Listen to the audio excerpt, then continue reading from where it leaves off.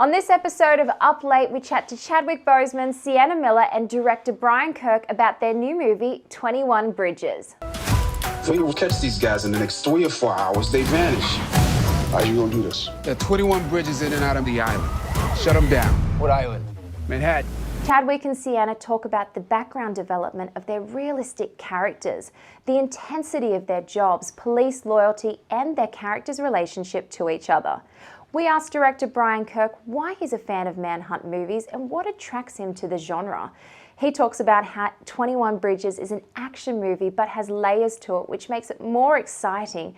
And he explains the interesting parallels between the lives and characters Michael and Andre.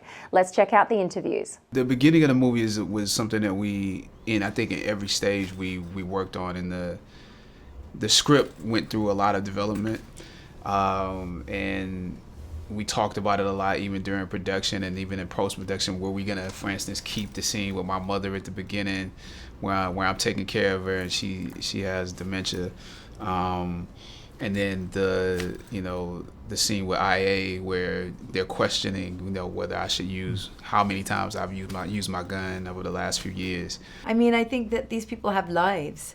All of the cops obviously have lives and families, and then have to go and do these really intense jobs. And obviously in the case of Frankie, her kid is very sick. She's a single mother.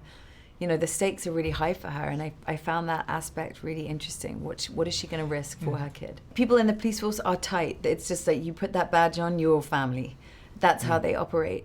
I do think that this film is character driven, and I think there's a version of it that could have been action, but what I love is how deep they go on character, how everybody has their own conflict that you're really clear about, and people turn out to be not what you'd expect, and that's life. The intensity of this film is based upon the cops that are killed. And anytime you have a situation where with police officers, one of them is harmed, they galvanize and gather around that person and want to solve that case. So that's part of the intensity of the film. Obviously, the time constraints and the shutting down the city is part of the intensity of the film. So these two are sort of forced together in a way where they have to quickly trust each other and believe in each other in a way that I think helps the film. They told me you were Fearless, the guy who kills cop killers.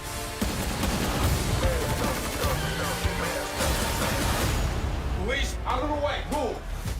And we'll find out why the night happened. I think what, for me, is great about manhunt movies as a concept is that they're kind of all implicitly a journey into the self, where that when a person sets out to kill another person, that they discover a huge amount about themselves, and the action of this story in fact causes Andre to completely reevaluate that, and he discovers that the guy he thought he wanted to kill, in fact, he needs to save. Both the Stefan and Taylor backstory grew out of the casting. That was something that wasn't originally in the script, but part of what we wanted to do was to parallel Michael and Andre and say, here are two men, both of whom have been shaped by grief at a certain stage in their lives, and both of whom eventually go on to take the lives of other men and have to live with the consequences of that.